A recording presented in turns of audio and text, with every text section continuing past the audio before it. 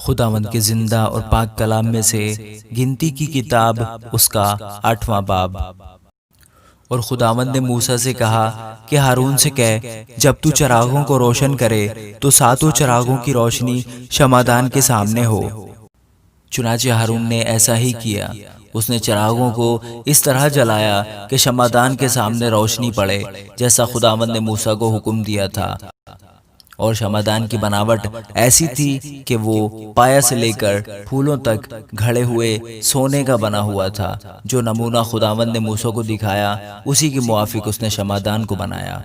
اور خداوند نے موسیٰ سے کہا کہ لاویوں کو بنی اسرائیل سے الگ کر کے ان کو پاک کر، اور ان کو پاک کرنے کے لیے ان کے ساتھ یہ کرنا کہ خطا کا پانی لے کر ان پر چھڑکنا، پھر وہ اپنے سارے جسم پر اس طرح پھروائیں اور اپنے کپڑے دھوئیں اور اپنے کو صاف کریں۔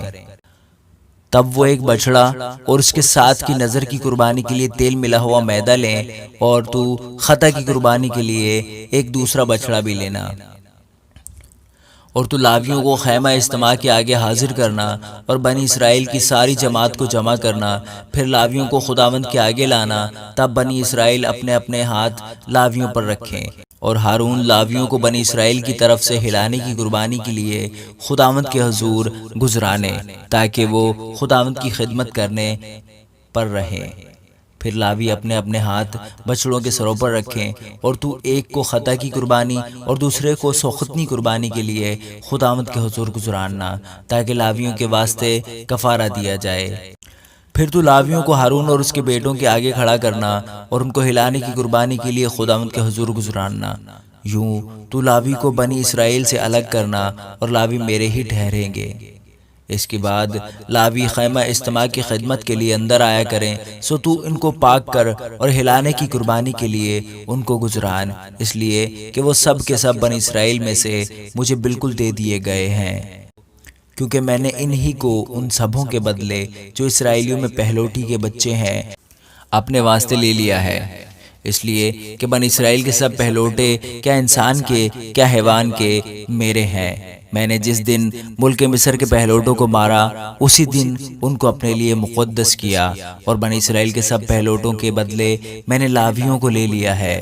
اور میں نے بنی اسرائیل میں سے لاویوں کو لے کر ان کو ہارون اور اس کے بیٹوں کو عطا کیا ہے، تاکہ وہ خیمہ اجتماع میں بنی اسرائیل کی جگہ خدمت کریں اور بنی اسرائیل کے لیے کفارہ دیا کریں، تاکہ جب بنی اسرائیل مقدس کے نزدیک آئیں تو ان میں کوئی وبا نہ پھیلے۔